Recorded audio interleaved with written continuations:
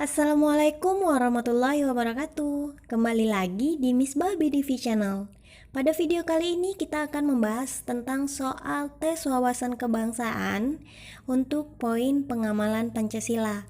Nah, jadi teman-teman, aku udah siapin beberapa soal yang terupdate sesuai dengan kondisi di Indonesia saat ini.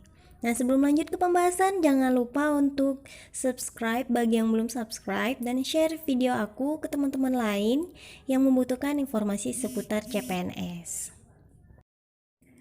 Oke teman-teman, kita langsung masuk ke soal yang pertama. Jakarta, CNN Indonesia, seorang tenaga kesehatan berinisial EO menyampaikan permintaan maaf atas tindakannya menyuntikkan vaksin kosong kepada warga di Pluit, Jakarta Utara. EO mengungkapkan bahwa saat kejadian penyuntikan vaksin kosong itu, ia telah menyuntikkan vaksin kepada ratusan orang. Lebih lanjut, EO mengaku akan mengikuti seluruh proses hukum yang harus dihadapinya terkait kasus ini dan menerima segala keputusan yang diberikan untuknya. Nah, jadi di sini tuh EO itu udah bersalah, tapi dia mau menerima segala keputusan yang diberikan oleh penegak hukum kepada dirinya. Nah, pertanyaannya, tindakan EO yang meminta maaf dan menerima segala keputusan pengadilan seperti dalam peristiwa di atas merupakan pengalaman nilai luhur Pancasila yang Nah, jadi teman-teman, kalau aku sarankan kalian harus benar-benar fokus ke inti pertanyaannya itu apa. Kemudian kalian harus benar-benar memahami, bukan hanya sekedar menghafal 45 butir Pancasila, tapi kalian juga harus benar-benar memahami isi dari 45 butir Pancasila itu. Nah, kalau menurut aku di sini tuh teman-teman, kalau kita garis bawahi tentang tindakan CEO yang berani meminta maaf, juga dia menerima segala keputusan pengadilan, itu masuk ke sila keempat. Kenapa demikian? Karena dalam sila keempat itu salah satu butir pengamalan Pancasilanya ialah menerima segala keputusan dengan penuh tanggung jawab. Nah, jadi begitu teman-teman, kenapa jawabannya adalah D, sila keempat. Nah, sekarang kita lanjut ke soal yang nomor 2. Sejak pertama kali cabang olahraga bulu tangkis nomor ganda putri di pertandingan di Barcelona 1992, Indonesia belum pernah sama sekali memperoleh medali emas. Namun pada Olimpiade di Tokyo kemarin, Apriani Rahayu mencetak sejarah sebagai peraih medali emas pertama cabang olahraga bulu tangkis nomor ganda putri bersama pasangannya Greysia Poli. Nah, mereka menang dari pasangan Cina Chen Qingchen dan Jia Yifan dengan skor telak 21-19, 21-15 pada duet yang berlangsung di Musashino Forest Sport Plaza. Tentu saja buah manis dari usaha Apriani ini akibat dari salah satu pengamalan Pancasila, yakni kita harus fokus, ingat kita fokus ke inti pertanyaan. Nah, inti pertanyaan di sini tentang berkisah buah manis dari usaha Apriani. Nah, kalau berkisah tentang buah manis dan ada kata usahanya, itu masuk ke sila yang kelima. Jadi jawabannya adalah E. Nah, kenapa demikian, Kak? Kan si Apriani ini udah membela negara Indonesia, kemudian cinta tanah air, rela berkorban keluarga, tenaga demi Indonesia. Kenapa enggak jawabannya yang sila ketiga aja gitu? Nah, jadi begini teman-teman, bisa saja jawabannya itu tentang sila ketiga, tapi kalau fokus pertanyaannya bukan tentang buah manis dari usaha. Nah, kalau buah manis dari usaha ini tuh kan kayak menunjukkan sisi kerja kerasnya gitu. Nah, kalau misalnya untuk jawabannya nomor 3 itu ada kata-kata demi negara Indonesia, Apriani dan Greysia Poli begini gitu. Nah, nanti pertanyaannya itu tindakan Apriani dan Greysia Poli pada pertandingan bulu tangkis ganda putri mencerminkan sila keberapa? Nah, itu bisa jawabannya tentang sila ketiga. Begitu teman-teman. Jadi kalian harus memahami inti dari setiap butir-butir pengalaman Pancasila, bukan hanya sekedar menghafal. Nah, oke, kita lanjut ke pertanyaan yang ketiga. Nah, pertanyaan ketiga ini, perhatikan pernyataan-pernyataan berikut ini. Nah, kalau saranku, kalau ada pertanyaan begini tuh, kalian gak usah baca soalnya dulu, baca ke pertanyaannya dulu nih.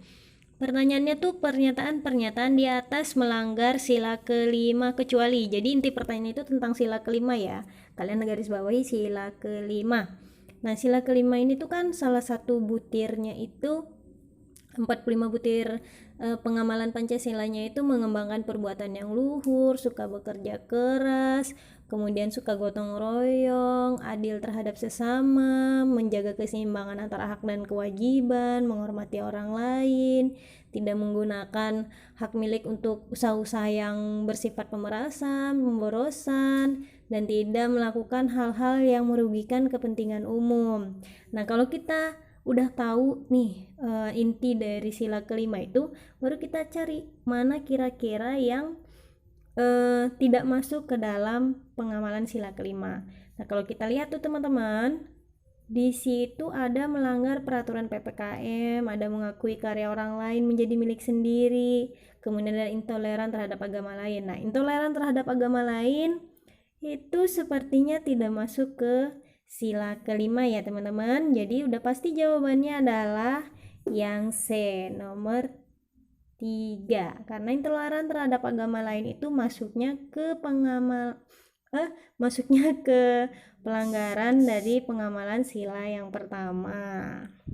Kita lanjut ke pembahasan soal yang terakhir nih. Aku di sini hanya kasih 4 soal aja. Nanti teman-teman bisa cari tahu lagi atau baca-baca tentang contoh-contoh soal yang berkaitan dengan yang berkaitan dengan peristiwa-peristiwa terupdate saat ini gitu. Nah, yang nomor 4, Salwa Hidayat, seorang tukang bubur Tasikmalaya, Jawa Barat, dijerat dengan pasal 34 tentang penyelenggaraan ketentraman, ketertiban umum, dan perlindungan masyarakat. Nah, penjual makanan itu divonis 5 hari penjara oleh Majelis Hakim Pengadilan Negeri Tasikmalaya. Salwa dianggap melanggar peraturan di masa PPKM darurat di Jawa Bali karena membiarkan 4 pelanggan makan bubur di tempatnya. Nah, peristiwa tersebut berbeda dengan anggota DPR dari fraksi PAN, yaitu Gus Pardi Gaus, yang enggan menjalankan karantina mandiri usai tiba dari Kirgistan dan tidak mendapat sanksi apapun.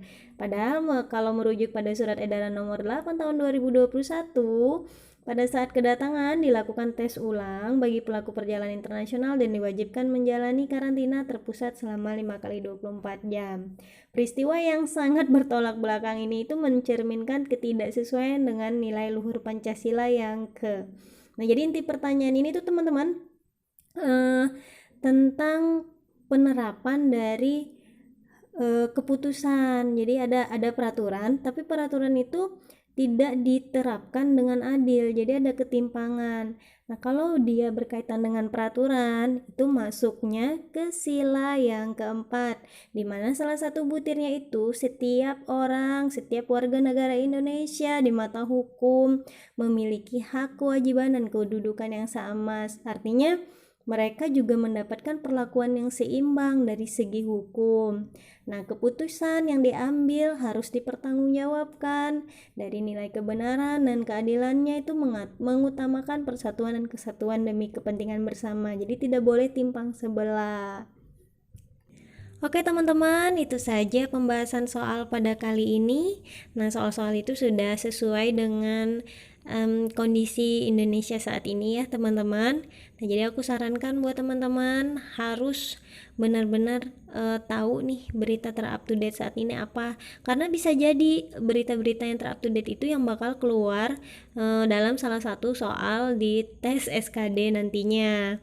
Kemudian untuk butir pengalaman Pancasila, kalau menurut aku tuh kalau dihafal tuh kebanyakan ya 45 butir. Jadi teman-teman baca dan pahami. Jadi pahami inti dari setiap sila-sila. Kemudian kalau kita sudah paham, yang 45 butir Pancasila itu juga bakal nempel gitu ke otak kita.